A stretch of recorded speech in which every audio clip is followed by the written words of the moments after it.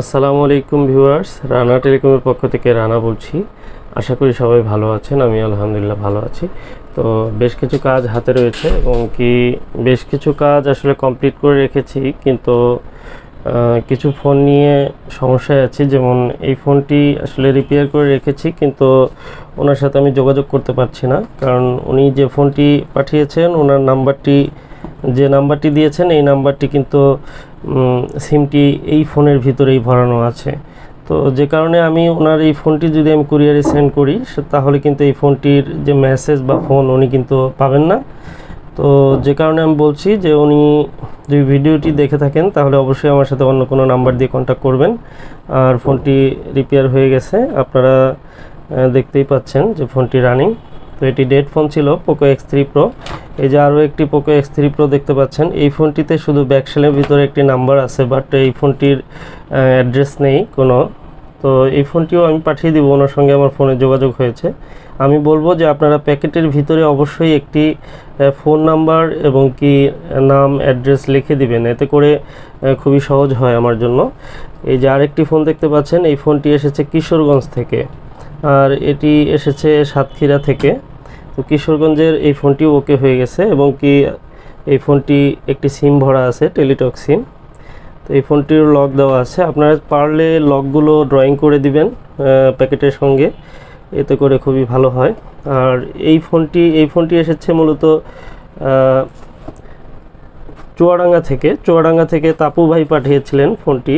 আর ফোনটিও repair হয়ে গেছে এবং সাথে উনি আরেকটি ফোন পাঠিয়েছিলেন। এটি রেডমি একটি ফোন, রেডমি ফোনের এই ফোনটিও প্রবলেম সলভ হয়েছে। এটি ডেট ছিল, দেখতে পাচ্ছেন। তো এগুলো পিনকোড পাসওয়ার্ড এগুলো দেওয়া থাকলে একটা কাগজে লিখে দিলে আমার জন্য সুবিধা হয়, কারণ ফোনটি রিপেয়ার করার পরে আমি সব কিছু চেক করে দিতে পারি।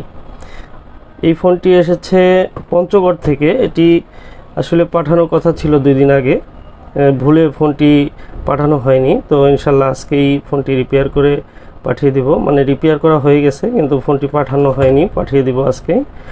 আর এই যে ফোনটি দেখতে পাচ্ছেন এটি ঢাকা ধানমন্ডি থেকে পাঠিয়েছিলেন। ধানমন্ডির ফোনটি আসলে এটির প্রসেসর খারাপ ছিল, এই ফোনটির প্রসেসরটি ট্রান্সফার করা হয়েছে, কিন্তু এই ফোনটির যে ওনার সঙ্গে আর একটি ফোনের যে দুজনের কম্প্রোমাইজ করে একটি ফোন রিপেয়ার করার কথা আমি বলে দিয়েছি।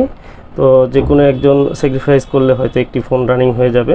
তো অলরেডি আমি ফোন রানিং করে রেখেছি, এখন ওনারা স্যাক্রিফাইস মাইন্ডে যদি কথা বলে নেন তাহলে একটি ফোন যে কোনো একজনে পেয়ে যাবেন। যা হোক, পরবর্তী ফোনটি এটি এসেছে ঝিনাইদহ থেকে। ঝিনাইদহর এই ফোনটি রেডমি নোট 10 Pro Max। এই ফোনটির মূলত প্রবলেম ছিল ফ্রন্ট ক্যামেরা এবং সিস্টেম ইউআই প্রবলেম। আপনারা জানেন যে কমন ইস্যু, এই প্রবলেমটি সলভ হয়েছে।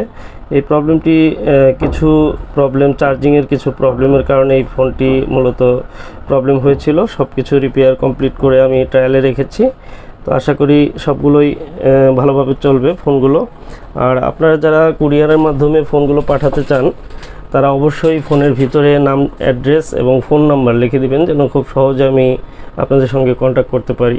পাশাপাশি আমার কাছে রয়েছে বরিশালের একটি স্যামসাং ডাবল ডেকার এবং আরও বেশ কিছু ডাবল ডেকার রয়েছে, এবং মেহেরপুরের গাংনি থেকে একটি ফোন এসেছে গতকালকে। তো এই ফোনটি আমি রিপেয়ার করার চেষ্টা করেছি, কিন্তু ফোনটি রিডিং 16-17 এসে দাঁড়িয়ে থাকে, সেম কন্ডিশন রিভলভ করার পরেও।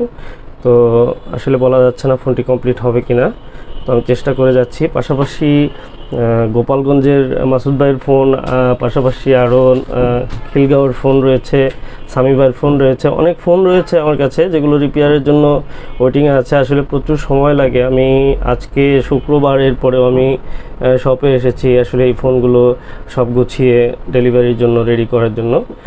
তো সবাইকে ধন্যবাদ আজকের ভিডিওটি দেখার জন্য। ভালো লাগলে অবশ্যই লাইক করবেন। আর যারা কুরিয়ারে ফোন পাঠাতে চান তারা অবশ্যই কিন্তু এই বিষয়গুলো খেয়াল রাখবেন যে আপনার ফোন নাম্বার এবং আপনার যে অ্যাড্রেসটি, নাম, অ্যাড্রেস এগুলো অ্যাড করে দিবেন, একটি কাগজে লিখে প্যাকেটের ভিতরে দিয়ে দিবেন। সবাই ভালো থাকবেন, ধন্যবাদ। আসসালামু আলাইকুম ওয়া রাহমাতুল্লাহি ওয়া বারাকাতুহু।